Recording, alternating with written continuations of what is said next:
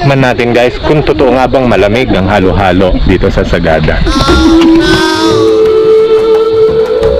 Ano nga ba talaga ang Kaman Utek? O ang tinatawag nilang blue soil ng Sagada? Malalaman natin kung ano nga ba talaga yung blue soil na yan na dinadayo natin ng ganitong pagkalayo-layo. Tignan natin guys in just a while. Malapit na.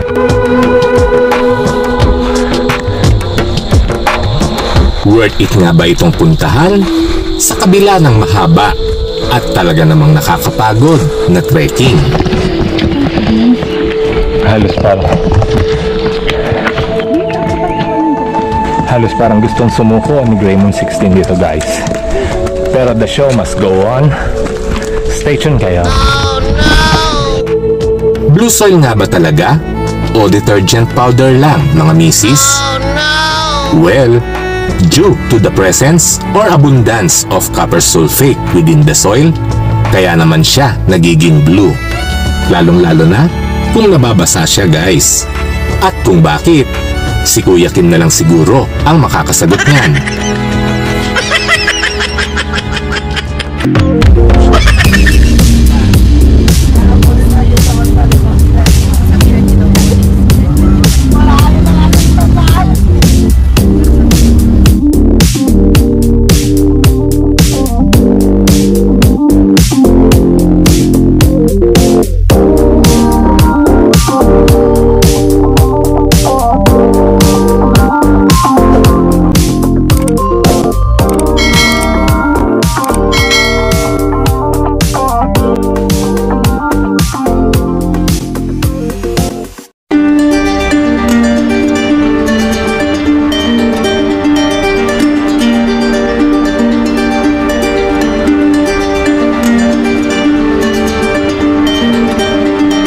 Hindi ito mga stick na pwede niyong paglaruan o gawin pang arnis guys ha? Oh, no! Gagamitin natin itong pantukod o kaya naman pantusok sa mga mababangis na hayop o sa mga NPA na masasalubong natin during our trek. Malaking tulong po yung stick yan, pero huwag nga oh, water. Tubig na po ba? Kuya, gano'ng katagal yung akyat natin? Akyat po natin, nakalagay po 30 minutes. Depende sa pacing po natin. So kung sa pacing namin, ay yan ng 30 minutes. Magkatabi na lang halos yung blue soil saka yung cave kaya. Ay, dinaanan po natin kanina yung cave. Yung cave wala ng hiking yon. Doon po, mas matindi yung caving kung i-compare natin sa hiking kasi doon gagapang, medyo madulas yung daan. Matindi. Sana namin guys yung aming trekking dito sa blue soil. Time check is 3 PM na po. 3 PM in the afternoon, no? Sabado ngayon. At ito na nga ang jump off point going to blue soil mga kamaster. Matatagpuan ito dito sa South Road ng Sagada. Ito din ang unang kabanata kung saan magsisimula ang ating laban dito sa mas mahirap-hirap na daan.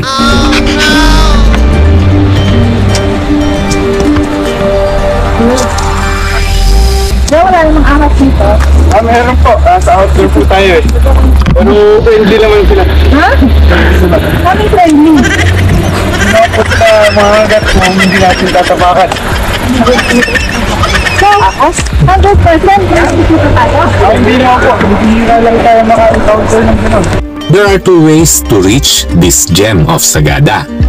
Pwede kayong manggaling ng Marlboro Hills during your super early morning hike as part of your itinerary to witness the beautiful sunrise and of course, the majestic sea of clouds. Oh no! Kung siswertehin. Then, going down all the way to blue soil, which is for me, mukhang mas madali yun dahil pababa na lang tayo ng pababa. Unlike this road, na talaga namang mapapalaban tayo sa walang humpay na akyatan. Unti-unti na kaming umakyat guys. Going to blue soil. Dito, sa kabundukan ng Kaman Utek. for about 30 minutes up to 1 hour. Depende pa daw yan sa pacing natin.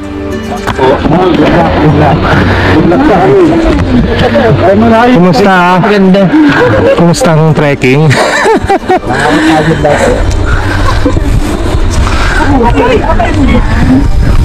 Okay lang po. Enjoy po kayo. Bye kuya. Hi. Ano po, konting hinga na lang po. Ayan, kita nyo naman, sa kabila ng matinding pagod, pilit pa ring sumisingit ang ngiti. Oh no! At nabubuhayan tayo pag masasayang kapwa turista ang nasasalubong natin, sa halip ng mga NPA, tulisan o kaya naman terorista. Iba yung saya nila guys, lahat sila ngiting tagumpay.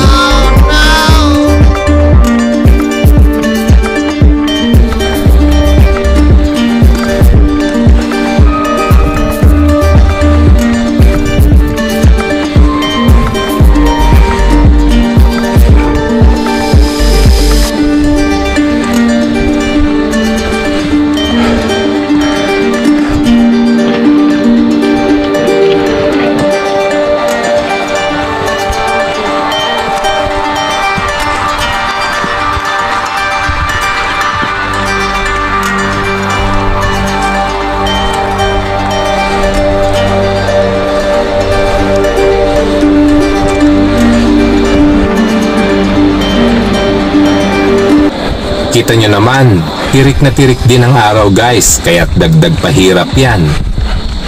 First time lang din kasi namin makaranas ng pag-akyat ng bundok guys. And let's see what will happen next. Oh, no!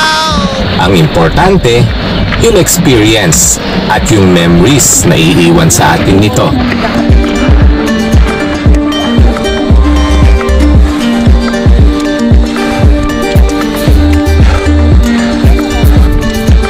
Napakaganda nga naman kasi talaga ng nature.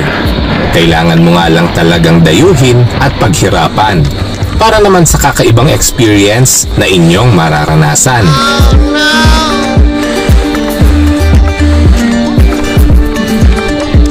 Agapag na pagod yung muyo ko.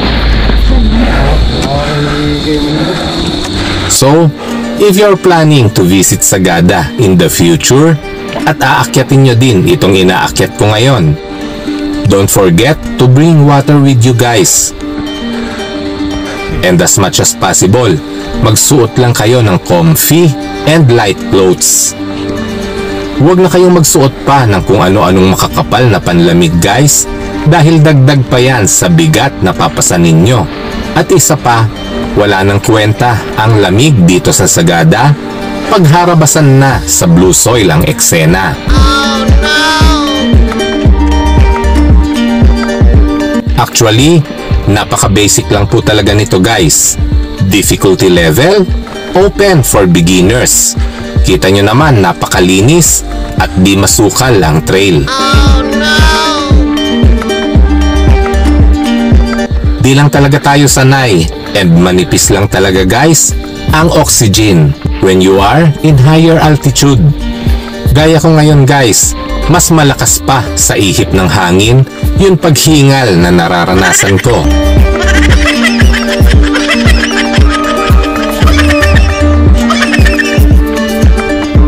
Anyway, if you experience the same way and have difficulty in breathing, huwag mahiyang magsabi guys sa inyong tour guide.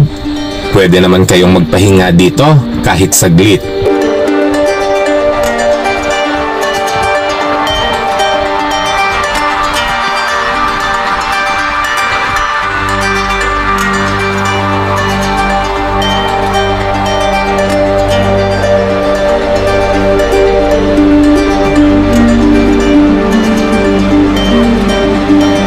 Ayan guys, kung mapapansin nyo, medyo patarik na po ng patarik ang ating inaahunan sa portion na to. Oh, no! Kaya naman, dumodoble na din yung pagod at hingal ko dito.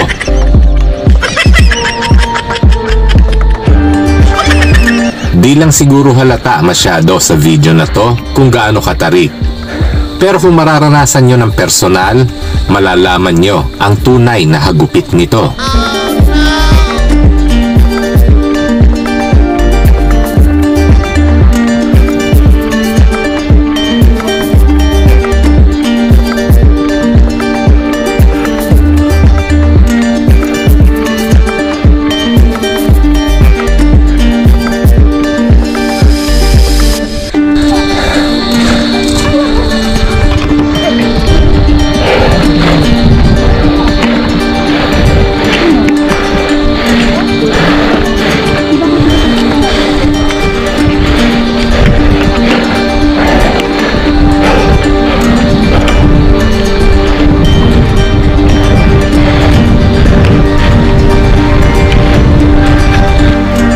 And sa portion na to guys, mabubura na sa isipan nyo ang salitang back out dahil masyado na po tayong napasubo ng todo-todo.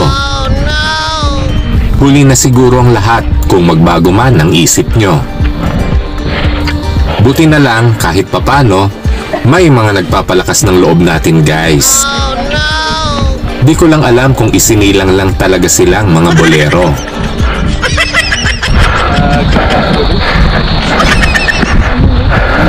May magpapag sa atin, hindi kumakita eh. Sumama na pala sa amin.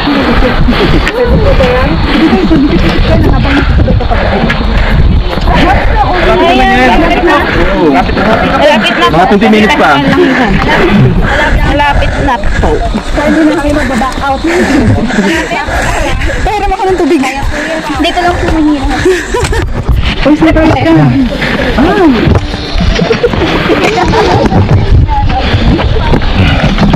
And as far as I'm concerned, halos magte 10 minutes pa lang po tayo.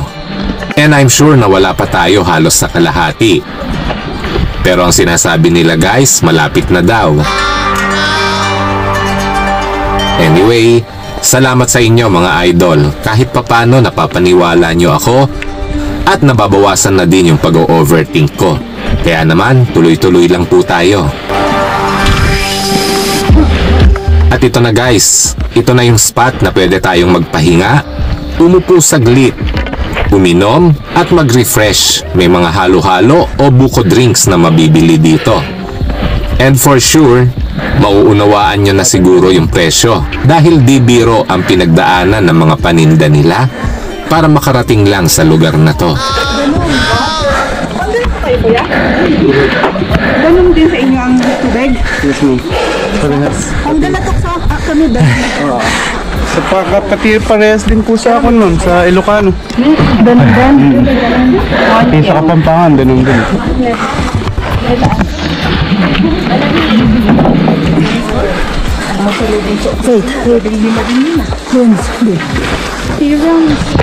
Grabe guys, nakakapagod palang umakyat ng bundok. Kakatapos lang din namin mag-trekking 2 weeks ago sa Ditumabo Mother Falls. Pero malayong malayo. Malayong malayo ang feeling dito. Talagang hinihingal ako. Anyway, stay tuned lang kayo at tignan natin kung yung mga susunod. Baka kayanin natin. Halatang pagod na pagod eh.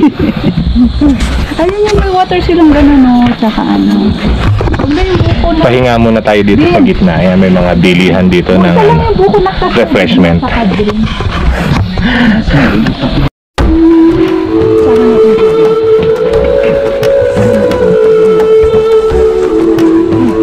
Tara na guys, at least nakapagpahinga na tayo. At malayo-layo pa po ang ating destinasyon. Dahil kung ang pupuntahan natin ay ang blue soil, ito naman ang kanilang brown soil. At nandito din ang kanilang mga munting tindahan kung saan matatagpuan ang mga pasalubong and souvenir items. Ano barangay ito, te? Hayag-u po. Hayag-u suyo. Hayag-u suyo. Yun.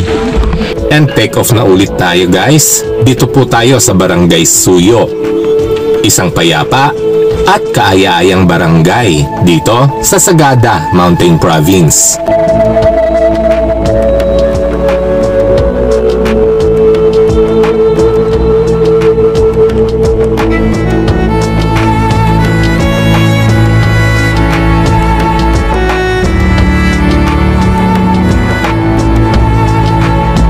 Napakaluntian ng kapaligiran masasabi nyong kay saya-sayang pagmasdan. Pero napakahirap subukan, masisira ang buhay nyo guys.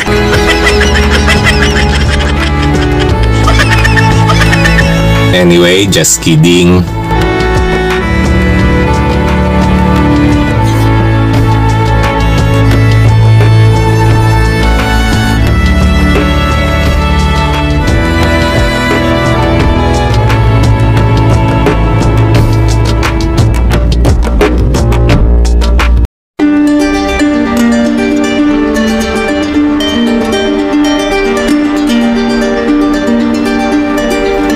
Pero sa totoo lang guys, kakapahinga lang natin, hinihingal na ulit tayo.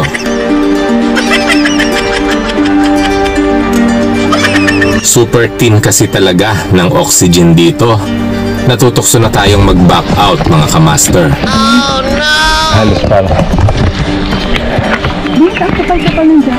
Halos parang gustong sumuko ang Raymond 16 dito guys. Pero the show must go on. Stay tuned kayo.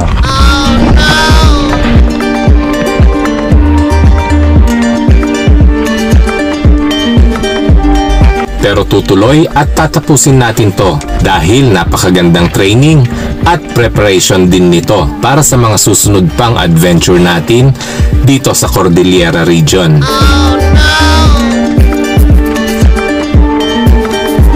Napakadami pa pong naka-line up sa bucket list natin guys. Nandyan pa po ang Mount Pulag na gusto din nating itry.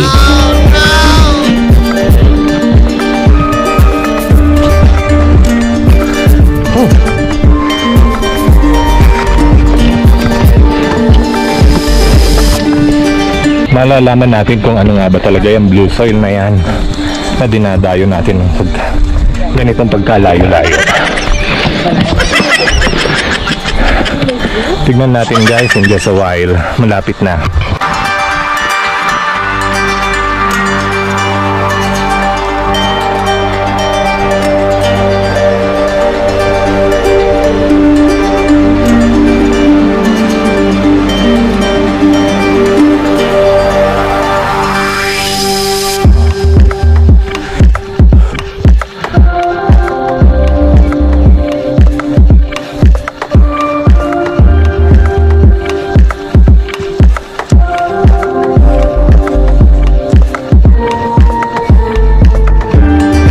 First time ko din dito.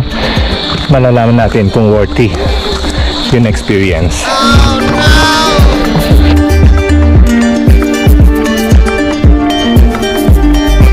Matindi talaga tong pinatikim ng Sagada sa atin guys, pero no choice at kailangan pa nating mag-reserve ng lakas para sa isa pang heart-pumping challenge mamaya dahil gagapangin din natin guys ang pinakamalalim na kuweba ng ating bansa.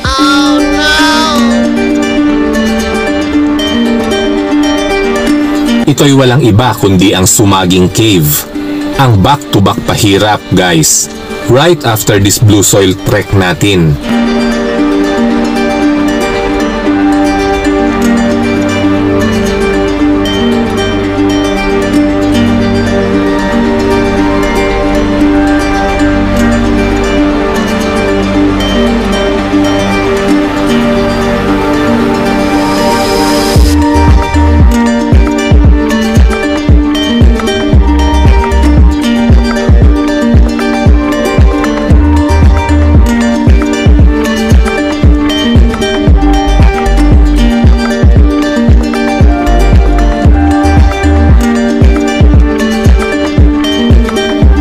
Grabe, first day pa lang natin, parang gusto na talaga tayong patayin ng Sagada. Oh no!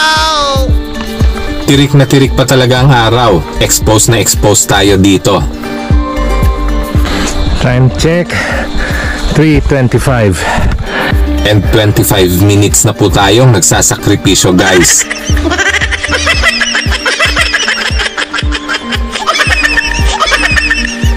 Anyway, ginusto natin to.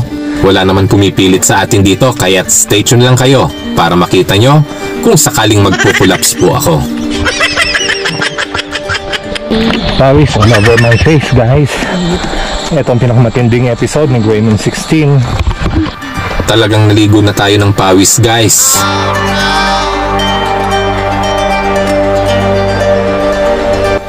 Oops, bangin na pala to. Konting ingat and watch your step. Baka dumire-diretso tayo sa hanging coffins at di na natin makita at malaman kung ano nga ba talaga ang blue soil.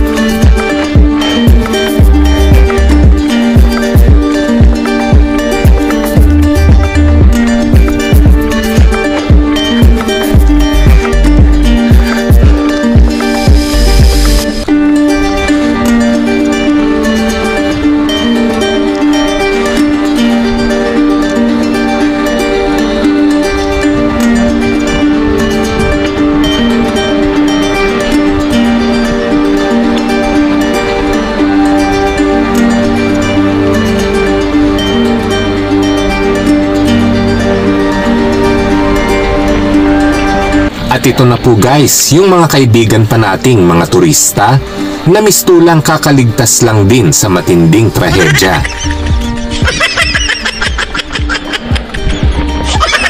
Napakaseryoso nila guys, parang matinding pagkahapo ang kanilang nadama. Hello. Malayo pa, kuya. Malao! Madulas pipi! Malayo pa pero malayo na.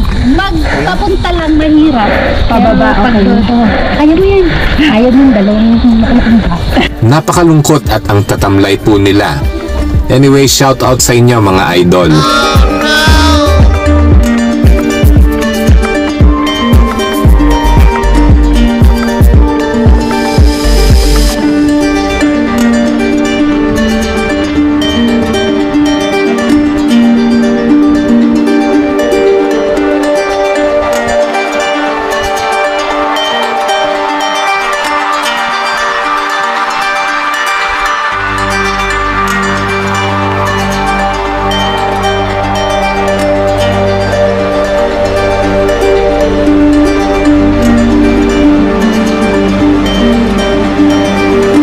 Sorry po at na-underestimate ko itong blue soil mga kamaster.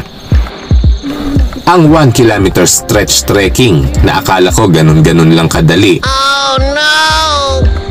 Palibhasa madalas po akong nagte-trek sa San Luis Aurora. Pero di ganito yung feeling dahil doon talagang yakang-yaka. Oh no! Shout out po sa Ditumabo Mother Falls guys. And kung interesado kayo, meron din po akong full trek video nito. Makikita nyo po guys dito sa aking profile. Oh, no!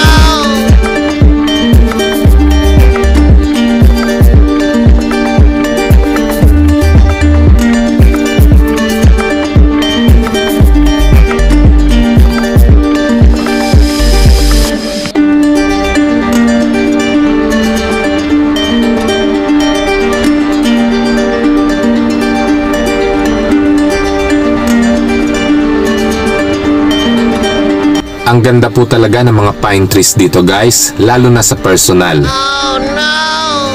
Kaya ini-invite ko kayo, come and visit Sagada. At napakadami pa pong spot dito guys na pwede nyong puntahan, but you need to have a tour guide for each activities. And need to avail for a shuttle service na maghahatid sa inyo sa mga jump-off point and other destinations. You need also to register sa kanilang tourism office guys to settle and pay for corresponding fees.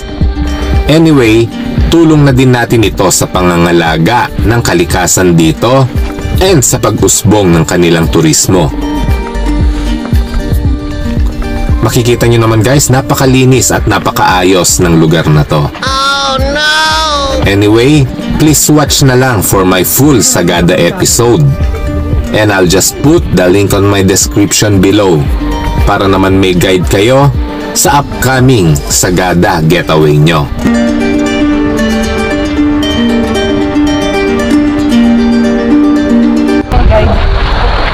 Kaya nga lang saglit. Bawal daw anak kung ganyan. Lalo kang ano. Akit daw sa heart mo yung pagod.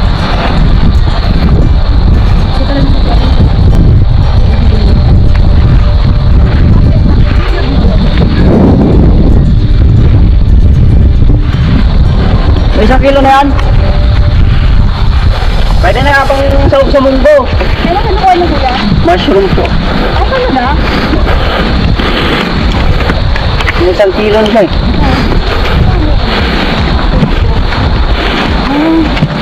Pwede sabihin pag ano lang eh. Lumabas na ako. Ano yan? Gusto niyo lang. Hindi naman. Ano?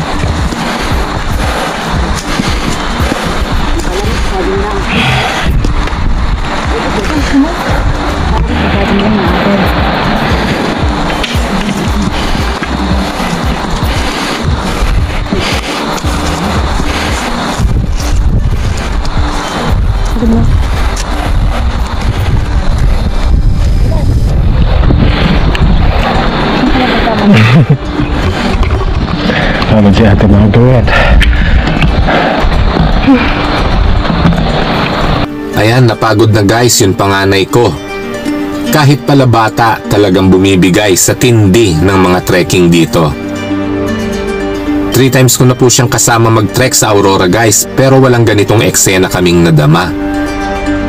Dito lang talaga ang pumagod sa amin ng matindi.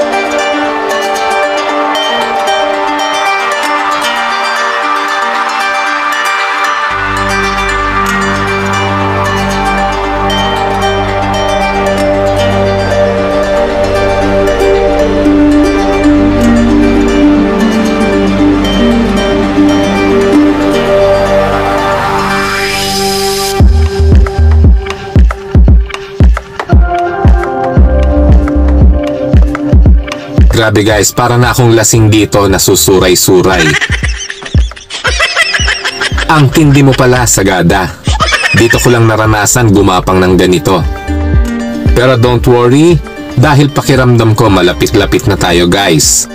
Kapit lang at mapagtatagumpayan din natin to.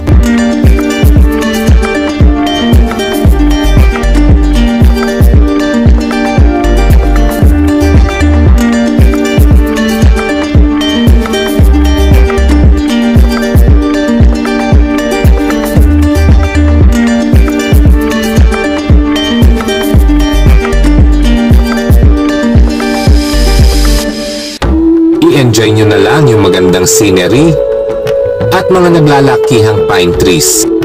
Stay tuned lang kayo at sama-sama nating masisilayan guys ang blue soil.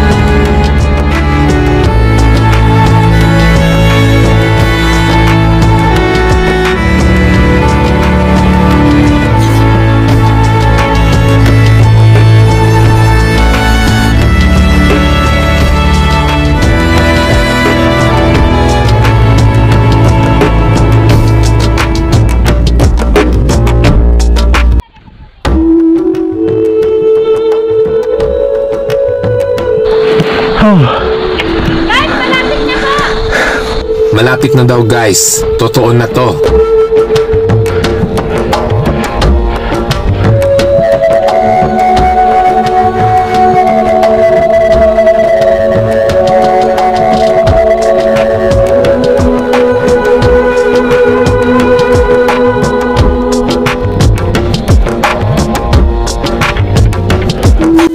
Ito na guys, approaching na po tayo.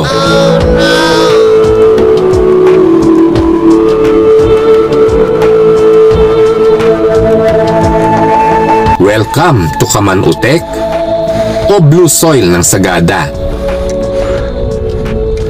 Yung 1 kilometrong inakyat ko, ang premyo, yung kakaiba at napakasayang experience na na-unlock ko, na siguradong kailanman di ko na makakalimutan to. Lalakad tayo ate ko. Go na!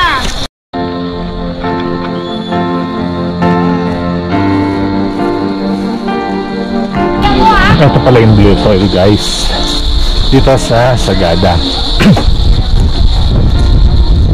So kung mahilig kayong maglaba, this is the place for you. Ang pabrika ng detergent powder dito sa Mountain Province, the Blue Soil of Sagada.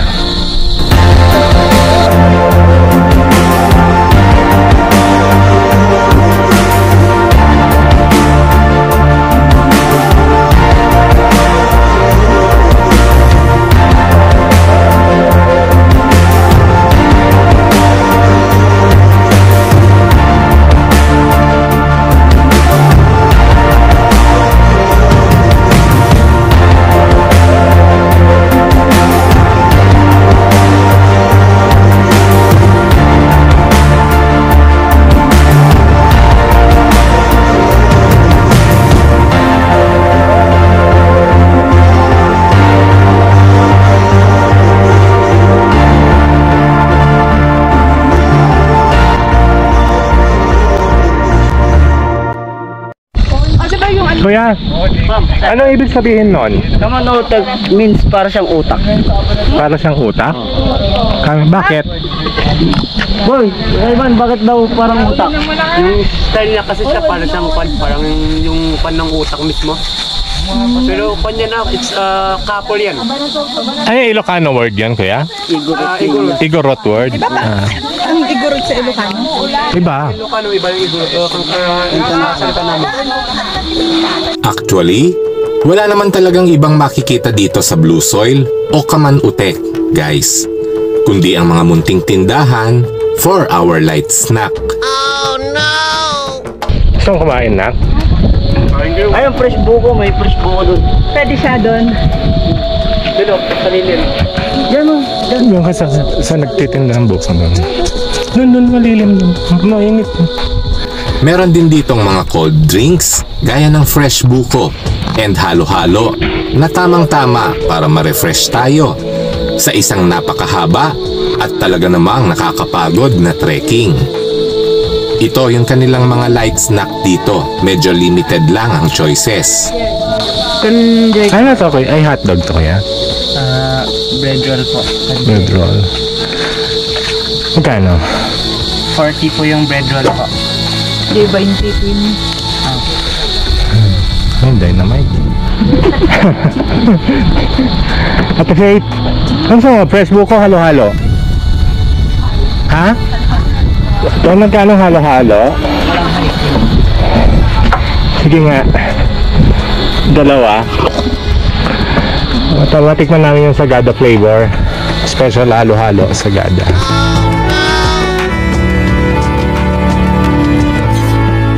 Tikman natin guys kung masarap at talaga nga bang malamig ang halo-halo ng Sagada.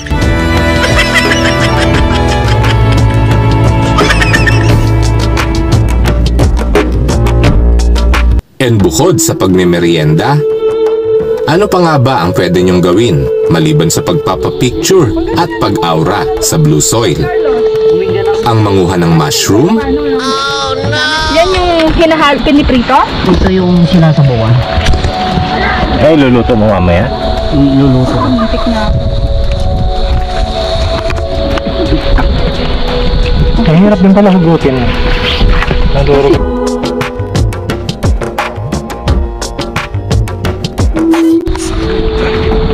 Mushroom! Anyway, san man sa Sagada guys ang destinasyon nyo, talagang masusubok dito ang lakas ng katawan nyo. At sigurado akong mapapagod talaga kayo. Pero, tinitiyak ko namang ma-enjoy nyo ang bawat journey nyo at magbibigay din ito ng magagandang memories sa inyo. At ito pong muli, si Greymon 16 na lagi niyong kabanding. At ito, ang Blue Soil experience ko. Maraming salamat Sagada. And of course guys, maraming salamat din sa panonood at pakikinig nyo.